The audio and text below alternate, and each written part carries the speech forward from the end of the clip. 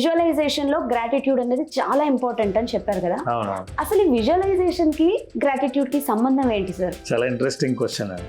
Gratitude ద్వారా జీవితంలో మీరు సాధించాలనుకున్న కోరికల్ని మేనిఫెస్ట్ డెఫినెట్గా చేసుకోగలరు.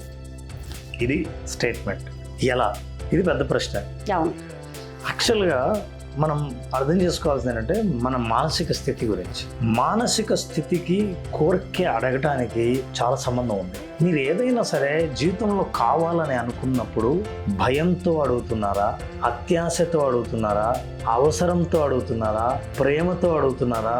చాలా ఇంపార్టెంట్. అవును. మీరు అడుగుతున్నది ఏదైనా, మనుషులైనా సరే మీరు ఏ భావంతో అడుగుతున్నారో మీరు అడిగేదాన్ని బట్టి మీరు పొందుతారా లేదా అన్న విషయం మనకు అనుభవంలోకి వస్తూ ఉంటుంది. ఇప్పుడు ఉదాహరణకి మీ ఇంటికి ఒక అతిథి వచ్చాడు అనుకోండి, మీరు ఒక స్వీటు సర్వ్ చేశారు, స్వీట్ తిన్నాడు, తిని చాలా బాగుందండి థ్యాంక్స్ అని అన్నారు అనుకోండి, అంటే మీరు వెంటనే మీరు ఏమంటారు? ఇంకా కావాలా అని అడుగుతారు. పర్ఫెక్ట్. ఇది అంటే నేను చాలా బాగుంది థ్యాంక్స్ అంటే మీకు తెలియకుండానే ఇంకొంచెం పెట్టమంటారా అని అంటారు.